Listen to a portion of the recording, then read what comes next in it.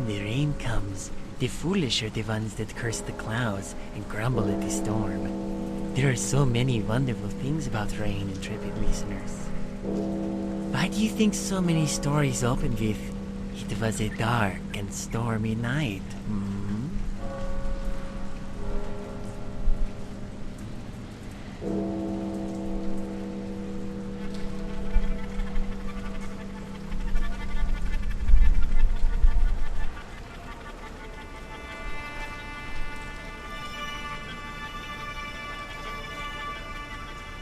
Good evening, one and all, and welcome.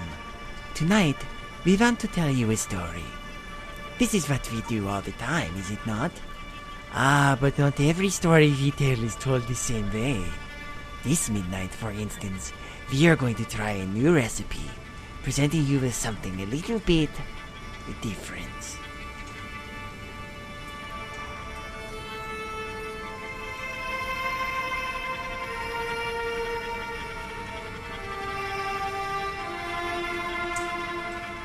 Every tale is a jumble of perspectives, a mix of experiences and accounts that you can only catch glimpses of, focused as most are on one character.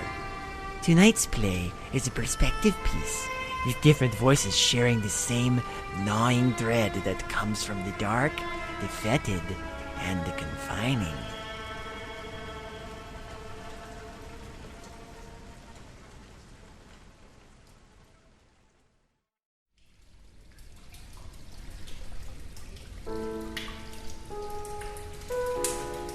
There are three men standing at the intersection of a sewer.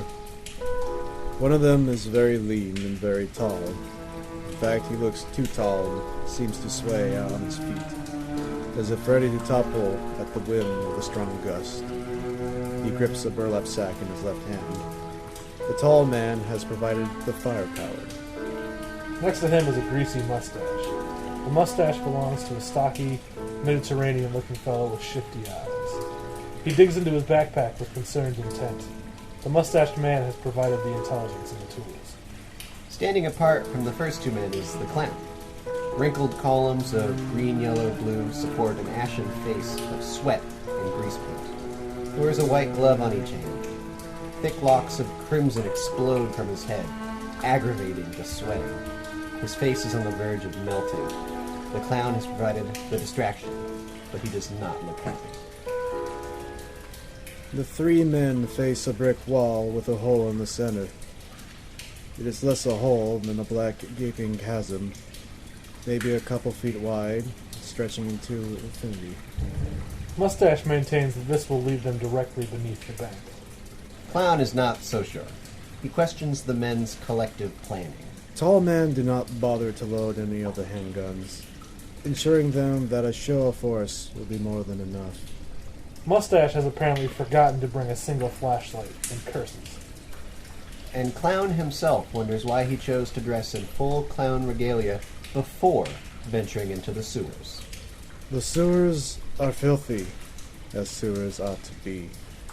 A noxious gas of human excrement floods each nostril with every breath.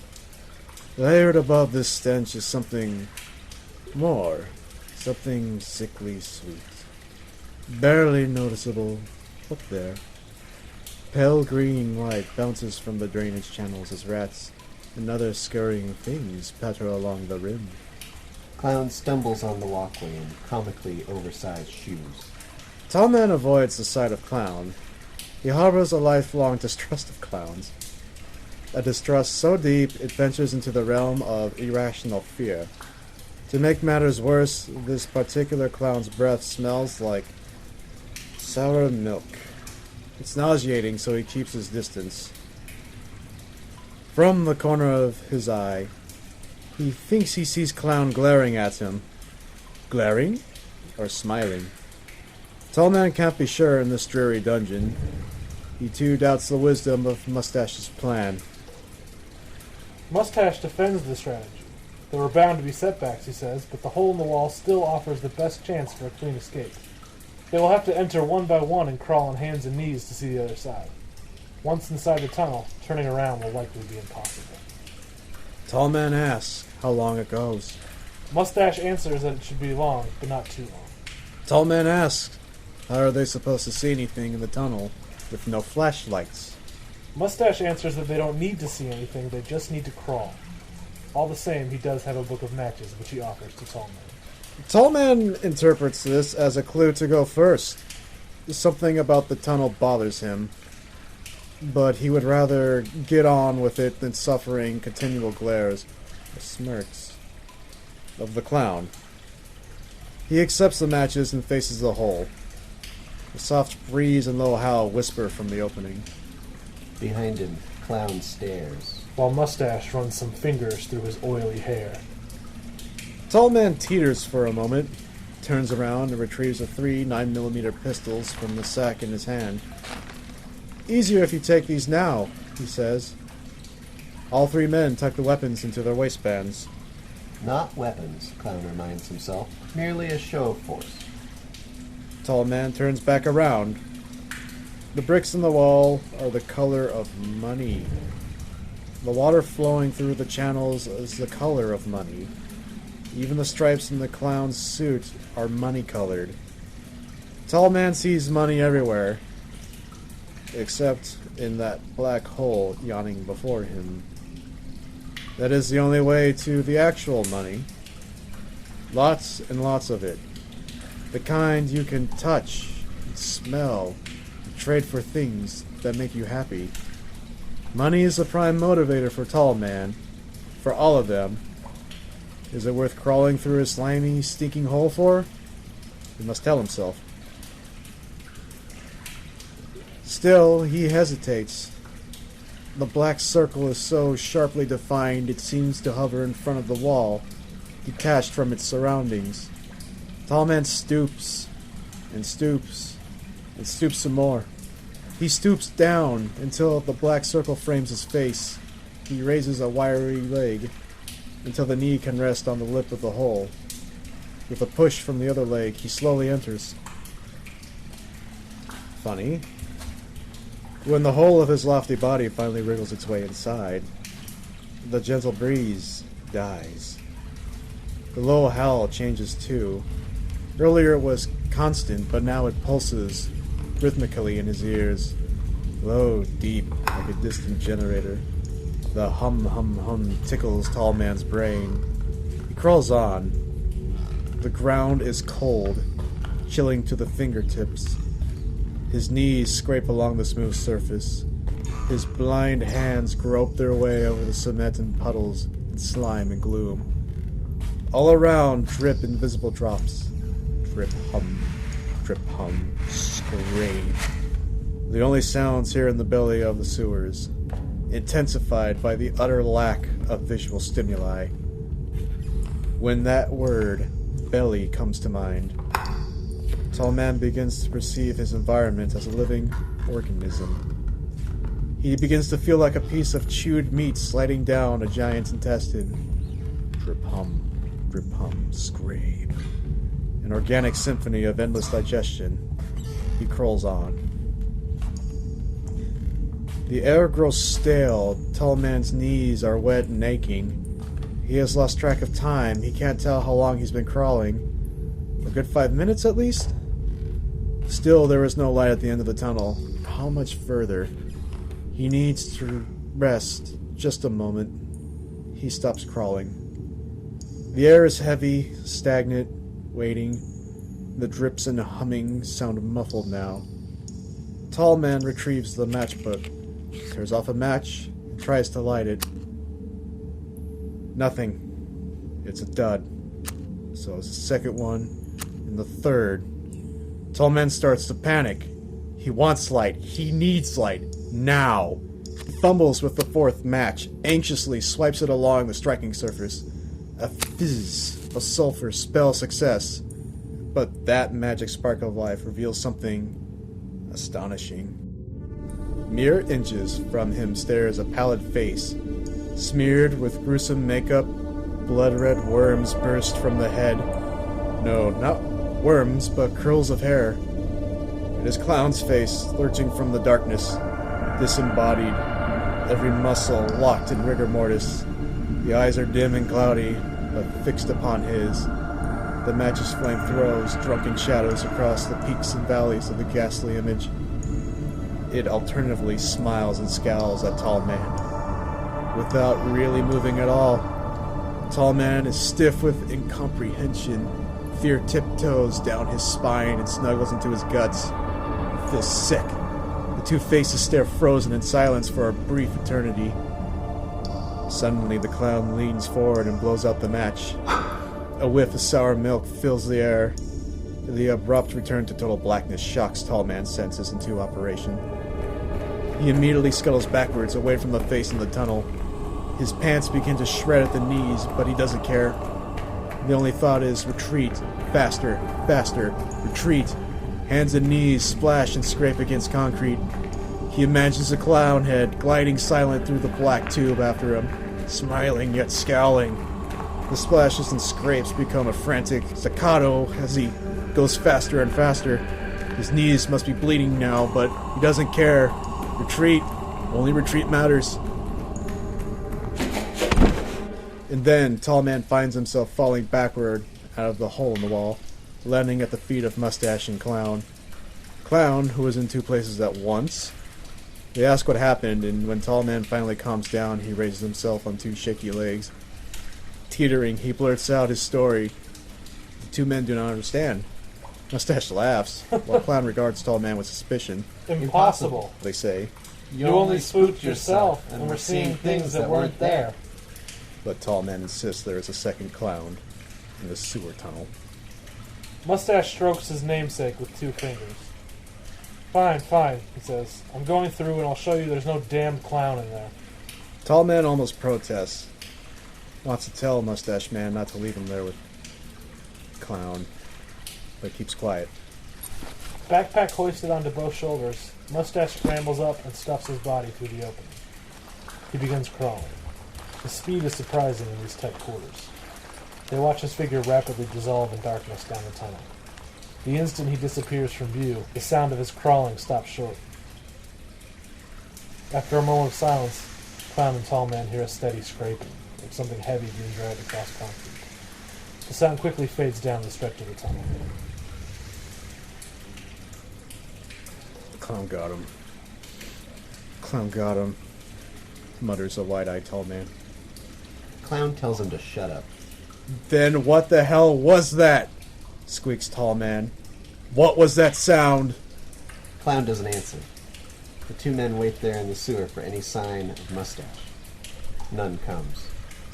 After many minutes pass, Clown has grown eager and starts to fidget. Enough of this, he says. He must be on the other side waiting for us. I'm going through. The lust for money and a penchant for rational thought have clouded his intuition. He remembers he is mildly claustrophobic, but this fact also gets swept aside by his greed. Tall Man pleads with Clown not to go. Says they should call the whole thing off and just leave now. Don't be ridiculous, replies Clown. I'm going through. You better not lag far behind me. He grabs the matchbook and faces the wall with the hole. He struggles with his big shoes, but finally gets a good grip and hoists himself through. Tall Man does not follow.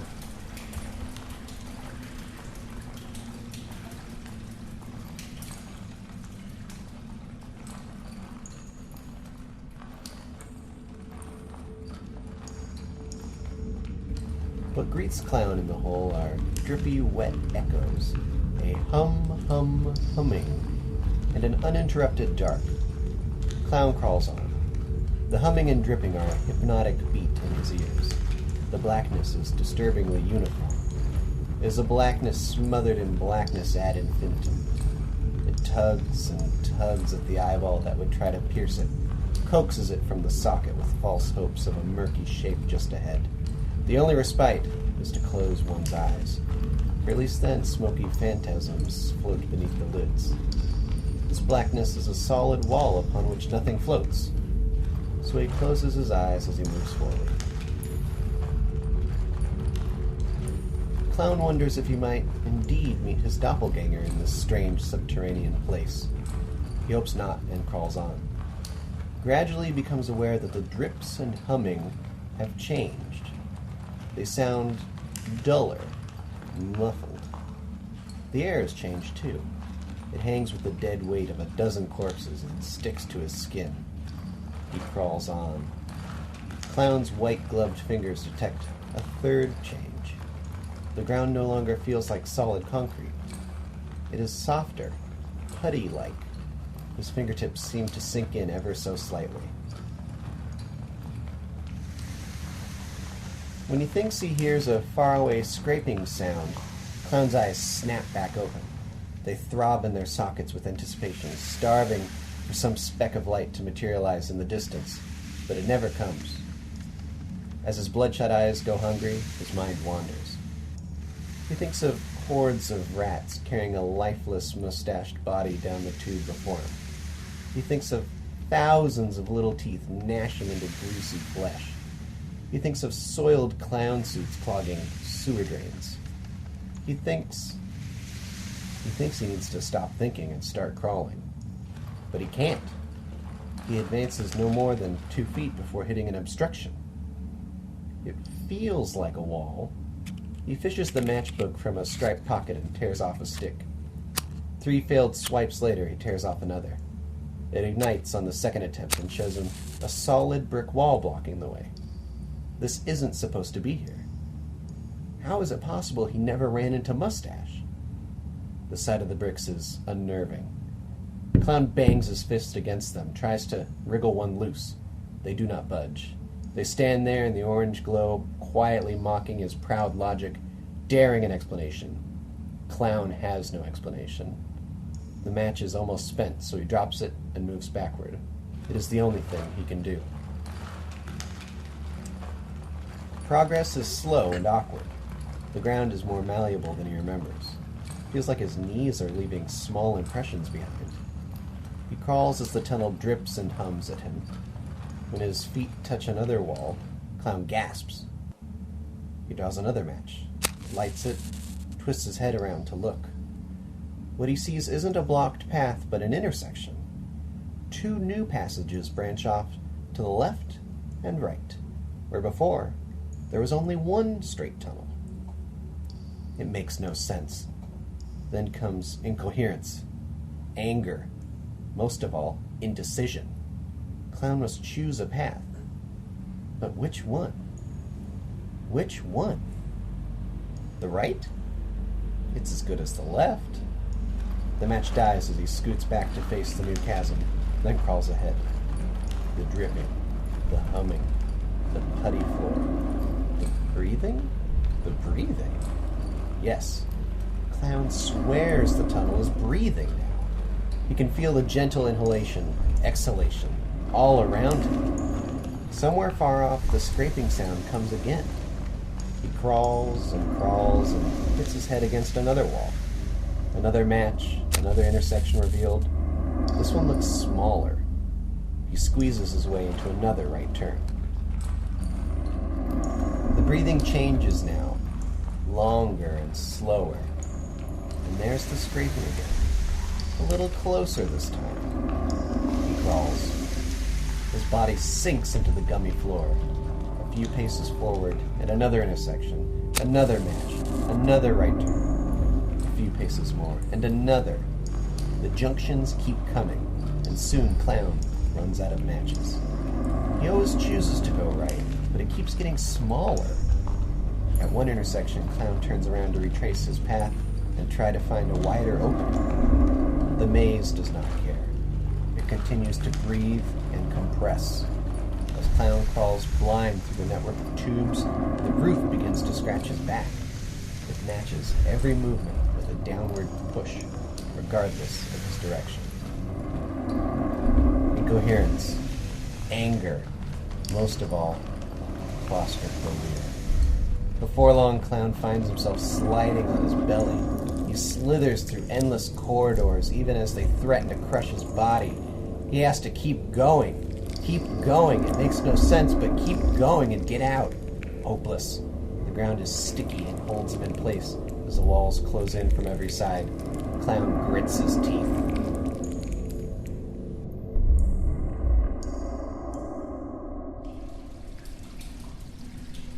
The tall man stands alone at the intersection. He gazes at the black hole in the wall, transfixed. Every muscle quivers with expectancy. Yet he sees nothing and hears nothing, save for a low, steady howl. He blinks, shakes his head, looks up toward a grate in the high ceiling.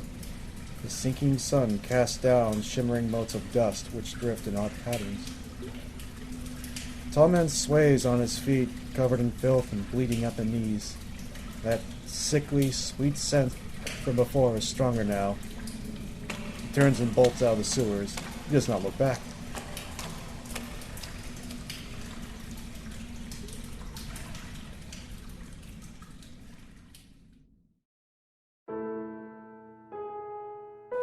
The story doesn't end there.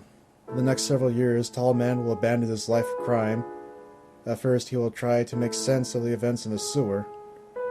He will research a variety of paranormal topics, everything from ghosts and cryptozoology to bilocation to hypothetical existence of hot spots on Earth where alternate dimensions are said to bleed into one another.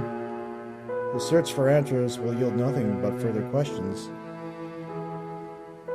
In a strange twist of fate, Tall Man will eventually get a job at the very bank he tried to rob. Before closing one day, he'll be asked to fetch some old documents kept in the basement. He'll walk down the rickety stairs and search for boxes of poorly kept files. Amid his searches, he is going to find a rusted iron trap door hiding under a box.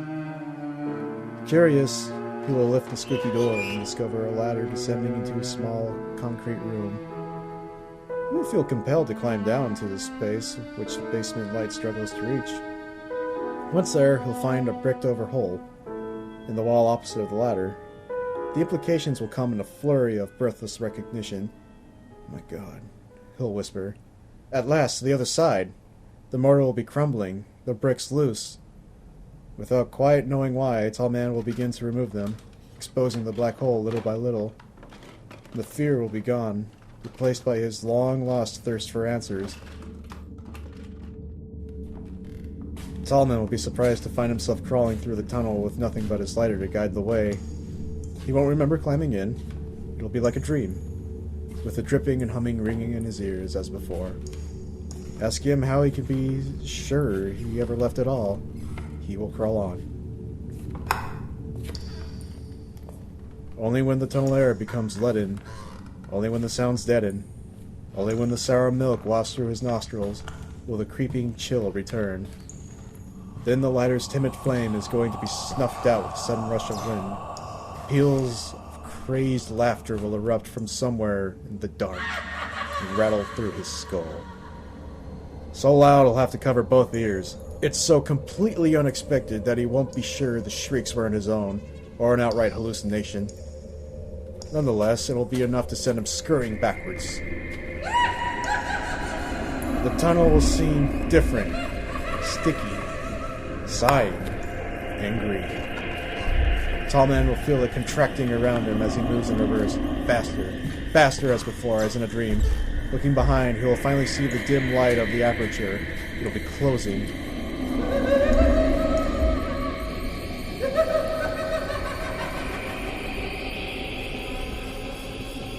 At this point, Tall Man's memory will muddle. He'll vaguely recall his escape from the writhing hole.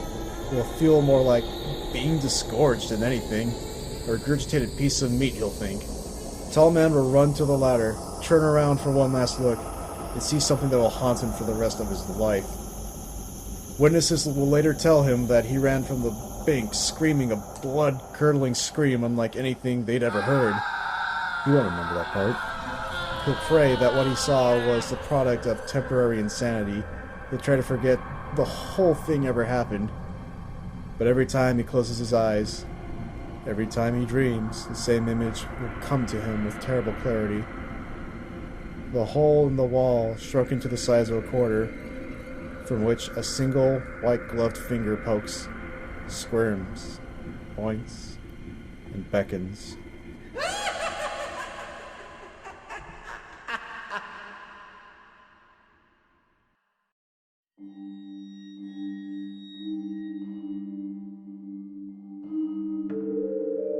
We here at the Midnight Marinara pride ourselves on our understanding of fear. and hope tonight's story was one that gave you a delightful tingle of dread.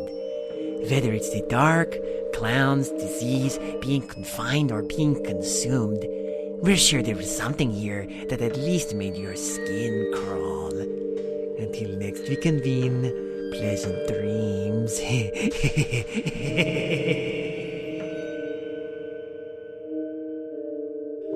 Midnight Marinara is a bi-monthly podcast written, produced, directed, and mixed by David King. This episode featured the voice talents of Matt Holley, Matt Benson, and Andrew Linde. Crawl is an original short story written by Alapanamo. You can read this and other works of his at alapanamo.deviantart.com. Comments, suggestions, oozing with admiration, loathing, or something unclassified by science? Please feel free to leave feedback wherever you listen to this. Email us at midnightmarinara@gmail.com or follow us on Twitter or Tumblr. And hey, if you want to contribute a little something to the show and feed the beast, consider becoming a patron and supporting Midnight Marinara's Patreon page with a small monthly donation. Thanks for listening.